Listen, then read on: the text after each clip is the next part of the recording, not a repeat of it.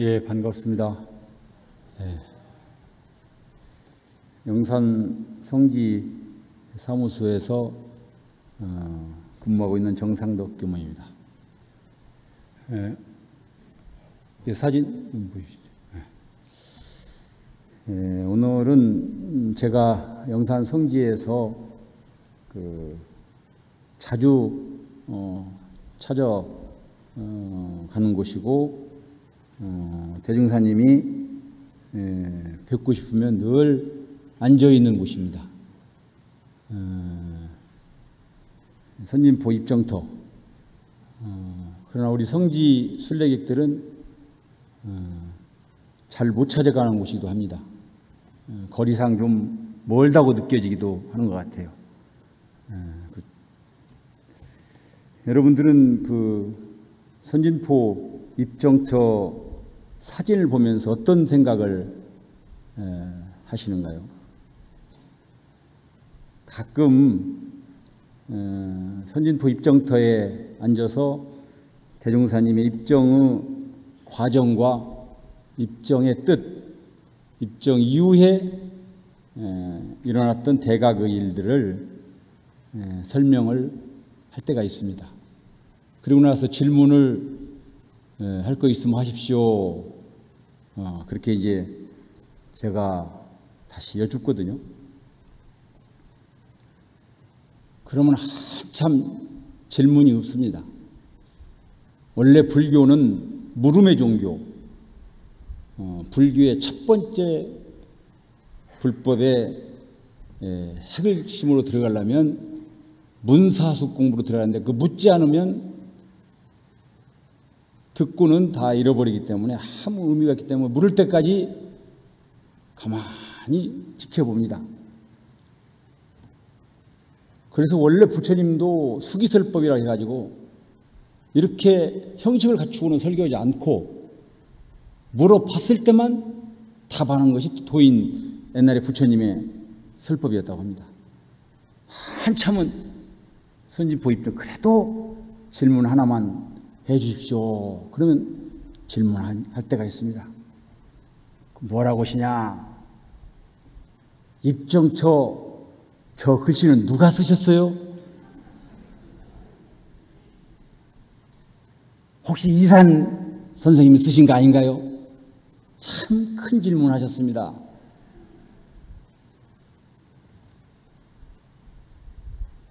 누가 쓰셨나요? 입정처 글씨. 궁금하지 않으셨어요? 오늘은 그게 중요한 게 아니기 때문에 넘어가도록 하겠습니다. 대종사님께서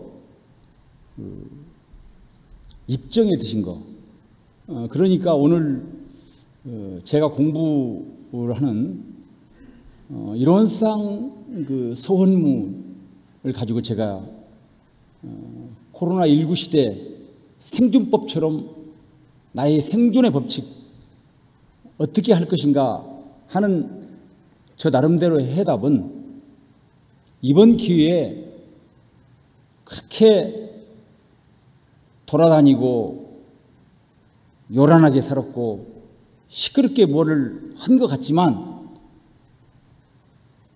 이번 기회에 대종사님이 교법으로 들어가서 그 교법을 제대로 그 뜻을 해석하는 기회로 삼았으면 좋겠다, 이런 생각을 하고 있어요. 그 중에서 제가 첫 번째 지금 공부하는 것이 이론상 서문입니다. 오늘은 그 첫 구절 이론상 서문 중에 이론은 어느 도단의 입정처요, 이 절입니다.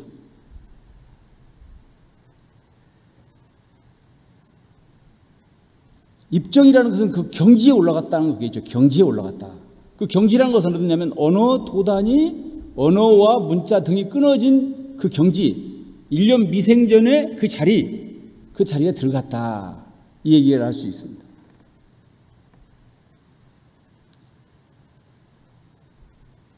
대종사님께서 사실은 그 입정을 들어갔다는 것을 그냥 고요한 거의 체험인지 아니면 그 멈춤의 효과를 낸 것인지 그것이었을까를 생각해 봐요. 대종사님 입정은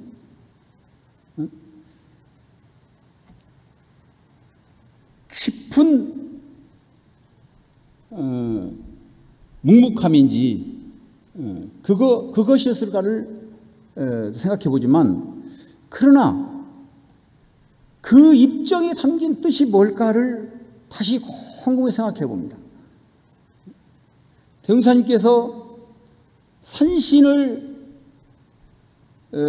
찾다가 결국은 산신을 못 찾고, 도사를 찾으나 도사를 못 찾고, 결혼하시고 귀영바에 의해서 입정이 들었죠. 귀영바위. 그 귀영바위를 경산 상사님께서는 그 귀영바위를 빈빈 입정터다 그렇게 해주셨어요. 빈빈 입정터. 가끔 입정이 들으셨다.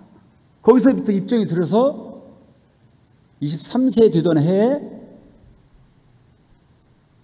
고창 연화봉으로 가셔서 24세에 가십니다. 24세에 가셔서 고창 연화봉에서 3개월 동안 입정에 드신단 말이에요. 그 뒤로 오셔가지고 저기 강병 입정터에서 돈망의 상태에 들은 거죠. 그러니까 그 전에 이미 밥 먹는 것도 잃어버리고 대수본 보다가도 그 행동을 멈춰버리고, 그리고 이제 장에 가야 되는 그 사실도 까먹어버리고, 집에 들어갈 시간도 잃어버리고, 돈망의 상태에 이제 들어가 버린다 말이에요. 그게 오래됐어요. 그 상태를 그냥 머문 걸로 끝났을까? 그리고 왜 입정이 들었을까를 저 나름대로 생각을 해봐요. 그때 당시에 대종사님께 입정이 들은 그 과정을 생각해 보면, 결혼하셔가지고 아버님이 남기고 간 빚이 있어요. 빚. 그 빚을 갚느라고 아주 그냥 온 힘을 다 뺍니다. 바다에 나가서, 파시에 나가서 장사에 온 힘을 다 빼요. 그 일본 사람들로 빚, 직사박사, 조박사로부터 빚을 갚기 위해서 온 힘을 다 이제 빼는 상황이 오죠. 그 다음에 그 당시 일본 사람들의 탄압, 이게 아주 시독할 정도로 심하고 있단 말이에요. 그리고 이 서민들은, 특히 길룡이가 그렇습니다만, 서민들은 아주 먹고 사는 문제에 해결이 안 돼요. 먹고 사는 문제 해결이 안 돼요.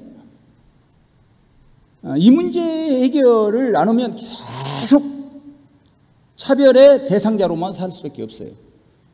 그래서 민중이 먹고 사는 문제, 일제의 그 탄압, 삶의 고충, 이런 것들을 가지고 이대로는 안 되겠다, 이대로는 안 된다 이 말이야. 이거에 정면으로 맞설 그 무언가를 새롭게 구상해야 되겠다, 이런 난 생각이 있었다고 봐요. 여러분, 여기가 이제 그 전라북도잖아요. 전라북도. 전라남도에서 오늘 제가 영광에서 오면서 보니까 김제에서부터 이제 비가 오기 시작해요. 전라북도에 오니까 또 비가 많이 왔는데, 전라북도의 사람들이, 민초들이 가지고 있는 전라북도 정신은 뭐예요? 전라북도의 그 민초들이 가지고 있는 보이지 않는 그 정신이라는 게 있어요. 제가 전북특구 사무국장을 10년을 하면서 그때 이제 배운 거고, 그 말이 꼭 맞겠다는 생각을 해봤어요. 전라북도의 정신은 뭐라고 여러분 알고 계십니까? 전라북도. 야, 이거 뭐 이정신, 뭐 저정신, 애향의 도시, 뭐 그 소리의 고향, 또 애향의 도시, 또 음식에서 나오는 정신, 이러한 정신이 여러 가지가 있죠. 그러나 그 제가 한 20년 전에 전라북도에서 대토론회가 있어가지고 거기 갔는데 꼭 공감 하나가 있었는데, 전라북도, 나가서는 전라도의 그 정신 중에 하나가 저항의 정신이라고 있어요. 저항의 정신. 기존의 질서를 깨줘야 돼. 기존의 질서를 깨줘야 돼. 내가 사는 습관들여져 있는 익숙해져 버린 그거로부터 나를 부정해 버려야 돼. 나를 내려놔 버려야 한다. 그러면 새로운 문물에 대한 몸부림, 이것이 이제 대상자가 있을 때는, 국가라든가 탐관오리가 대상자가 있었기 때문에 그를 저항한다. 그렇지만 그 저항 정신이라는 게 싸우자는 건 아니에요. 그것만 머무르지 않아요. 그리고 정권을 뺏자, 이거 아니에요. 이 지긋지긋한 차별, 나의 익숙한 거에 그냥 이대로 살 것인가에 대한 통탄함이 있는 거예요. 그 정신이 저항 정신이라고 봐요. 아마 대종사님은 입정이 다른 의미로 기존의 질서, 이대로는 안 되겠다에 대한 엄청난 성찰이 있었던 거죠. 난 그거를 입정을 보면서 대종사님은 저항의 정신을 내가 보아요. 저기 앉아서. 그러면 나는 어떤 지금 익숙한 거에 빠져 있는지, 우리 교단은 얼마나 지금 쉬운 것, 어려운 것을 정말 치열하게 해결하는지, 우리 사회는 나눠져 가지고 내 것이 옳다고만 주장하는 것이 오래됐잖아요. 그런 데서 새로운 질서, 새로운 메시지를 줘야죠. 근데 그게 출발점이 최소한도 우리는 입정을 다시 해야 된다, 이렇게 봅니다. 제가 교육자로 살면서 오늘 그동안에 이제 말도 하고 또 글도 쓰고 하다 보니까 또 책을 6권 냈어요. 저는 이제 저희가 이제 원기 68년도에 출가할 때 당시에 이제 효산 손정윤 선배님의 그 대종사님 이야기를 듣고 발심을 내고, 월산 김일상 종사님의 원불이라는 어떤 종교인가를 접하면서 공부를 하기 시작했죠. 참 정말 감사해요. 그 공덕은 아마 정말 하늘이 알고 땅이 느끼고 있을 겁니다. 제가 낸 책을 오늘 못 받으신 분들을 위해서 제가 뭐 보내드리기도 했는데, 못 받으신 분은 제가 책을 선물로 갖고 왔어요. 그러니까 한 선배님이 먹을 것을 갖고 와야지 왜 책을 갖고 와가지고 이렇게, 먹을 것이 좋기는 한데 책을 한 권씩 드리면서 그 책 내용이 그냥 제가 소태산 기념관을 짓는 과정에 저희 기도 내용이에요. 질 때에 저희 마음을 담아놓은 게 있어요. 한번 읽어보시면 도움이 될 겁니다. 그러나 다시 생각해봐요. 오늘 제가 읽어드린 교단품 40장 같이 봉독했습니다. 나의 말과 글이 혹시 환심을 사기 위한 처세술은 아니었는가? 말을 하기 위한 말은 아니었는가? 영육상전 이사병양하라고 하는데 수행상 한편에 치우친 그를 말해놓고 주장 고집을 피우지 않았는가? 이런 생각과 반성을 해봅니다. 근데 그 말이라는 것은 또 글이라는 것을, 문자라는 것을 통해서 인류는 사실은 문명을 이뤘고, 그 문명을 통해서 세상은 이렇게 윤택해지고 우리가 풍부해졌죠. 그러나 말이라는 걸, 말이나 글이나 문자를 통해서 또 우리가 엄청나게 그 실상을 보는 걸 다 놓쳐버리죠. 이미 선입관념이나 고정관념이 생겨버리면 그 어떤 것도 그 본체를 볼 수 없는 상태가 되어버린단 말이에요. 그 병은 고치기는 대단히 어렵지 않는가 생각이 들어요. 한 번 선입관념이 들면 그 부처님께서 금강경에 이제 결국은 공부하는 건 사상을 끊는 건데, 사상을 놓아버리는 건데, 그래서 응무수 이생기심으로 있는 그대로 보는 건데, 그 보는 것이 고정관념과 선입관념과 편견이 생겨서 볼 수가 없다 이 말이에요. 이미. 근데 말 자체 그 모순이 있어요. 원래 말 자체가. 그 소통에 문제가 있다는 거예요. 말을 통해서 아무리 진실을 전달하려 해도 전달이 안 돼요. 예를 들어서 연꽃이 분홍색이다. 연꽃이 분홍색이다. 꽃이 핀다. 연꽃이 분홍색인가요? 하얀 연꽃은 인정하지 않을 수 없죠. 이미 착각을 해놓고 그게 진실이라고 하는 거죠. 말이 가지고 있는 모순이에요. 꽃이 핀다. 피는 것이지 꽃이 알아서 피입니까? 착각이죠. 착각입니다, 전부. 그 말을, 그 본의를 헤아리는 그 말에 속지 않고 그 본질을 보는 힘. 그런 것도 있어요. 저 자신도 보니까 어제 전화가 여러 번 왔는데 안 받았어요, 제가. 안 받아. 전화를 계속 오니까 10시까지 전화 오고 10시. 자기 전까지 전화가 와. 안 받았지. 왜 안 받았냐. 참. 언어 도단어 입정초로 몇 달을 공부하는 내가 마지막 발표하기 전에 참 일어나는 사심을 보니까 참 요란스럽더만, 요란스러워. 참 봐줄 수가 없더만, 꼴 봐줄 수가 힘들어. 왜 안 받았냐? 그러면 그때 그 전화한 사람이 나보러 20년 전에 못생겼다고 했거든. 그 한마 20년도 더 그분은 잊어버렸을 거예요. 그걸 안 잃어버리고 있더라고. 나는 죽으면 죽었지 안 잃어버린다.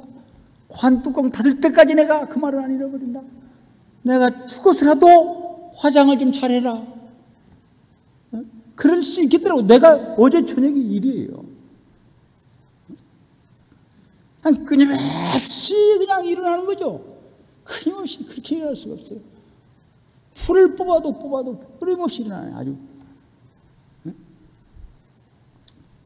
그 언어라든가 문자라든가 놓고 본질을 어떻게 자꾸 볼 것인가에 대한 그 연습, 거기에 대한 자기만의 계속 적공, 이게 이제 굉장히 중요한 것 같아요. 그래야 입증이 자꾸 되고 언어 도단에, 언어라는 말에 속지 않는다는 거죠. 제가 이제 전라북도에서 이제 그 대학생 전담교무로 있다가 사무국장까지 해서 이산 박정훈 종사님을 모셨습니다. 그래서 하다 보니까 8년을, 참 저같이 부족한 사람이 8년을 모셨어요. 그런데 이제 8년 동안 제가 참 봉고차로 많이 모시고 다니고 함께 또 공부도 하고, 또 이사님의 특징이 있어요. 정산 종사님 말씀 중에 꼭 그 말만 하면 100번을 해도 한 200번을 해도 눈물을 흘리는 대목이 있어요. 대목이 있어요. 정산 종사님 말씀 중에 어디 구절에 그런 게 있어요. 그 말씀 중에 수많은 설법을 들었는데 제가 가장 기억에 남고 더 나아가서는 한 가지만 기억에 남아요. 8년 동안 보세요. 그 설법 내용이 뭐였냐면, 효자교당이 봉불식을 했어요. 봉불식을. 효자교당이 봉불식을 했는데, 봉불식을 하면 앞에 축사가 있지 않습니까? 축사가 이제 정치인이 한 분 오셨어요. 그러니까 사람이 많이 왔어요. 그러니까 정치인이 약간 흥분해가지고 20분을 하셨네. 야, 20분을 하셨어요. 그런데 두 번째 축사가 정말 우리기도 모시기도 힘들고 뵙기도 힘든 담타원 라인관 교무님이나 모실 수 있는 팔타원 황정신은 종사님께서 오셨어요. 축사로. 그러니까 우리는 그냥 기뻐가지고 그냥 말을 듣다가 잃어버렸죠. 어떻게 태웅사님 말씀을 하시고 그냥 또 옛날 말씀을 하시고, 그러니까 축사를 1시간을 하셨네요. 그러니까 정해진 시간은 1시간 반인데 다 지나가 버렸어요. 그러면 사회자의 나는 다음은 설법순입니다. 그러니까 그때만 해도 그게 이렇게 좌식이 아니고 그 입석이 아니고 좌식이었거든요. 앉아서 들어야 되니까 다리는 아프죠. 답답해지죠. 이제 그 밥을 사람들은 지금 나가야죠. 그 상황이 이제 그래지잖아요. 그래도 그냥 진행하시는 분들은 그냥 지금 들썩들썩 정치인은 지금 이때 나가야 되는가 저때 나가야 되는가 지금 들썩들썩 하고 있는 판에 여기서 이제 이산 박정호 선생님께서 무슨 말씀을 하실까 하고 나오셔가지고 설법을 단 10초 만에 끝내버리시더라고요. 10초 설법. 야, 정말 대단하시더라고요. 10초 설법. 10초 설법 내용이 궁금하시죠? 뭐라고? 시간은 다 지나고 사람은 웅성웅성하고 여기서 답답해하고 뭐 할까? 10초 설법. 올라가시더니 위로 손을 탁 올리시 일원상을 그리시더라고요. 일원상. 앞으로 손을 딱 배에다가 또 이렇게 하시더니 축하드립니다 하고 내려가시더라고요. 최후 제가 메모도 많이 했습니다만은 이 설법이 기억이 남아서 저는 그날 일원상의 형상만 보다가 일원상의 나름대로 일원상의 본체를 본 듯했어요. 지금도 그 아련한 거 가지고 일원상의 본체가 뭘까, 일원상의 메시지 주는 뭘까를 늘 연말하는 계기가 됐어요. 웬들 이사님께서는 원고 준비 안 했겠어요? 그 꼼꼼하신 분이. 꼼꼼하기가 이루 말할 수 없잖아요. 이사님께서 꼼꼼한 것은 하늘도 알아요. 제가 병원에 입원했을 때 의사가 35번을 다리를 일으켰다 옮겼다 해가지고 자네 옆에서 있지 말고 숫자를 좀 씻어. 예, 알겠습니다. 그래서 30번을 하니까 거의 땀이 뻘뻘 흘리고 힘이 들어서 아이고 교구장님 이제 그만하시죠. 32번이나 하셨습니다. 그러니까 뭐라고 하냐? 저는 가세요. 아니 제 마음이 좀 안타까워서 그렇지 않습니까? 그렇게 꼼꼼하신 분이라고. 꼼꼼하신 분. 훈타님한테는 맨날 유문연걸 가지고 하니까 인자 고만지 모수. 여자들만 있는 수도원에 이렇게 왔었는가? 그렇게 꼼꼼하신 분이 하실 말씀이 없었겠냐고요. 준비된 원구가 없었겠냐고.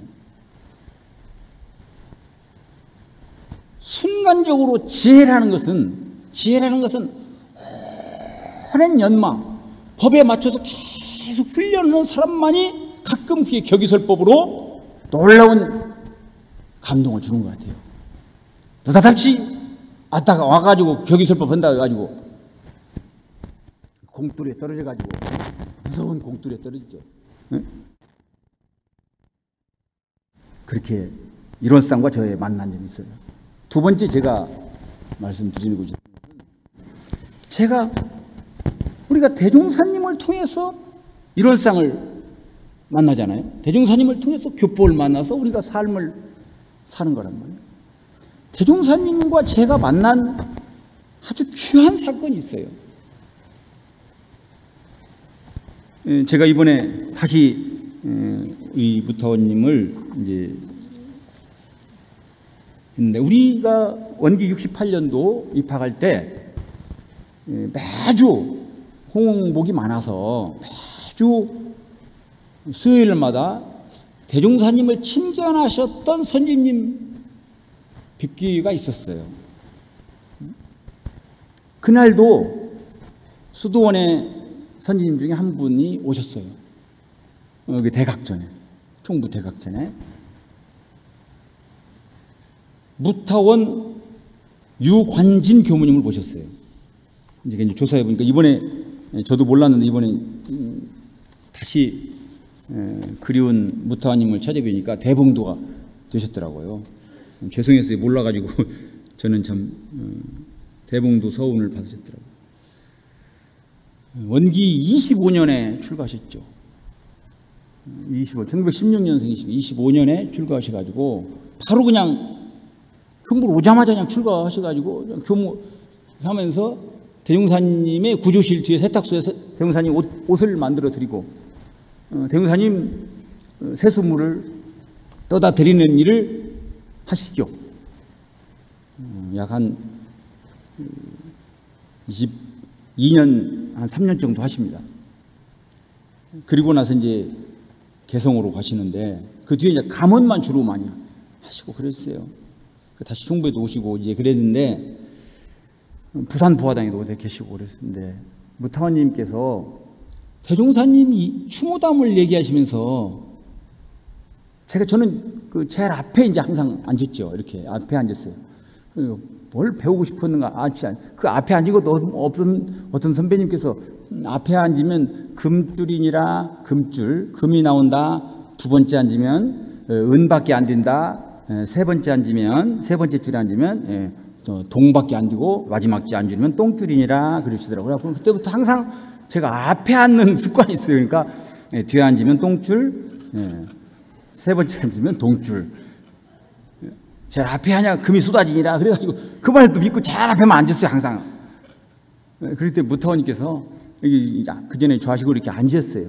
앉아가지고는 한참을 쳐다봐. 한참을 우리를 쳐다봐요. 그러니까 사회자가 어떻게 했어? 한 10분을 쳐다보기만 하니 쳐다보면 어떻게 해? 그럼 사람들의 생각이 이제 돌아가죠. 말씀을 잘 못 하시나? 준비가 안 됐나? 그렇게 쓸데없는 얘기를 해. 사람의 상념이 다 죄를 짓는 거잖아요. 쓸데없는 생각을 해. 그런데 한참을 쳐다보시더니 한 말씀을 하시더라고. 아니 저를 보더니 제 앞에 앉은 저를 보더니 아니 대종사님을 어떻게 알고 오셨어? 대종사님을 어떻게 알고 오셨어? 그걸 또 한 말도 안 하셔. 대종사님을 어떻게 알고 오셨어? 그게 말씀이에요. 그냥. 그게 말씀이라고 그날. 말씀이라고.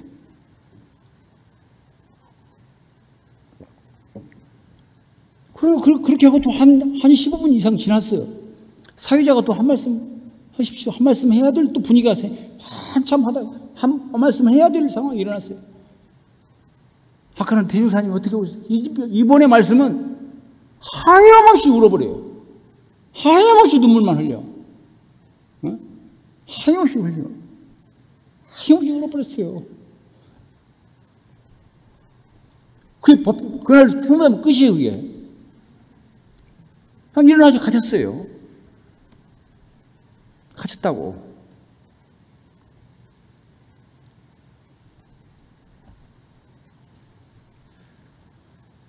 하도 제가 호기심이 생겨서 다음날 수도원으로 찾아갔어요. 수도원을 찾아가지고 저는 영광에서 온 사람도 아니고 어디 성씨를 가진 사람도 아니고 한 저기에서 온 정상덕이라는 학생입니다. 그래 들어가도 되겠습니까? 들어가도 되니까 앉으라고 하더니 똑같은 말씀을 이번에는 그냥 방바닥에 치면서 아니 어떻게 알고 탁자가 부러질 때 됐는데 대종사님을 어찌 알고 오셨냐 이 말이에요.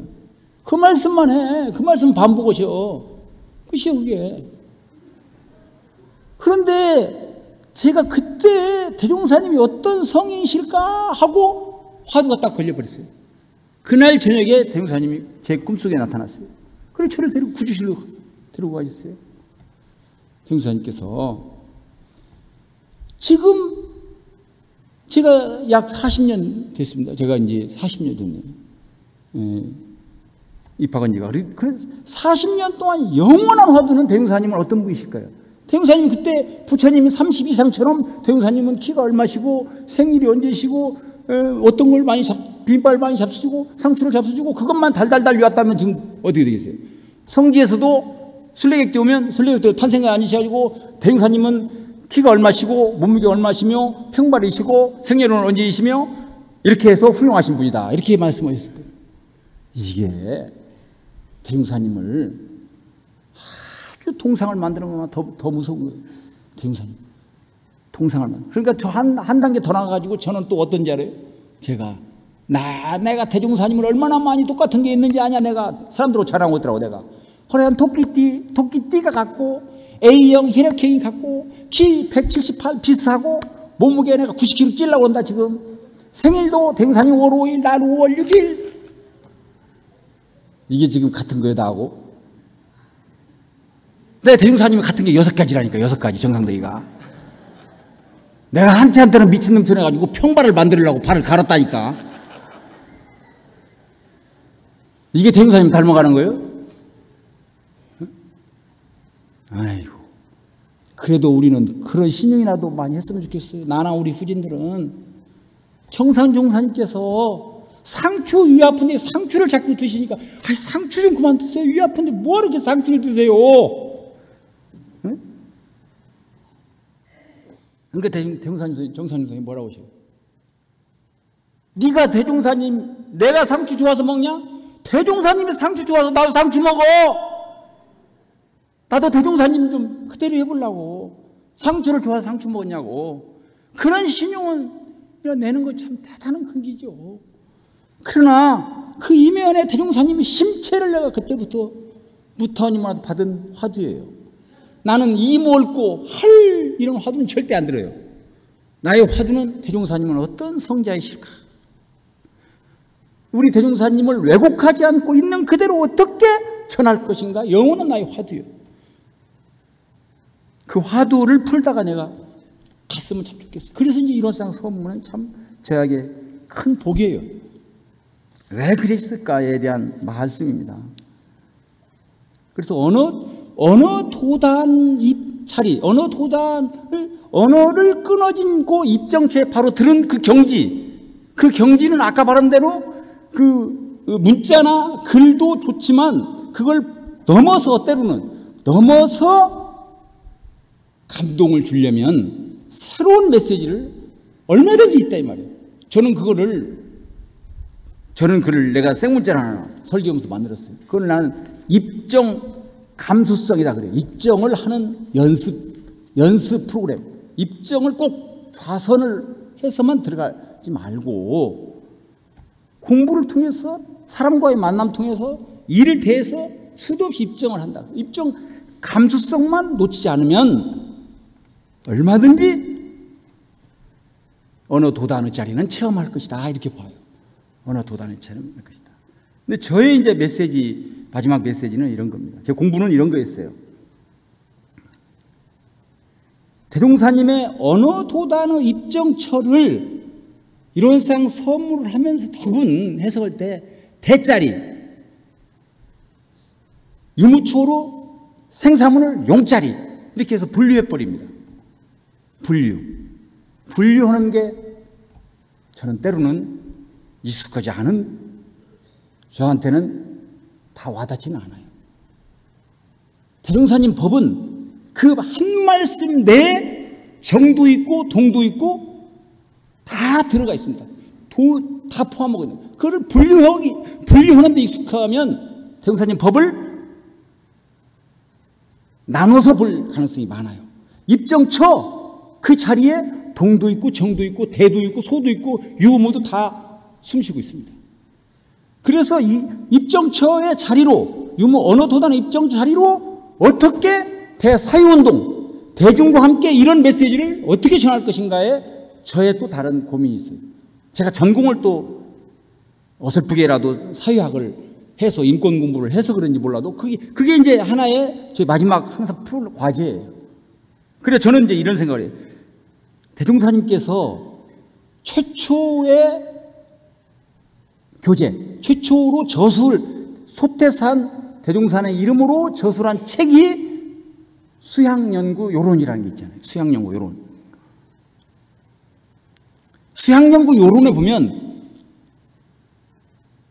머무를 정, 입정에 들어가려면 어떻게 해야 되냐? 입정에 들어가면 입정에 들어가면 대웅사님께서 증자의 얘기를 말씀을 비추어서 말씀을 해 주십니다. 수영연구원 9페이지.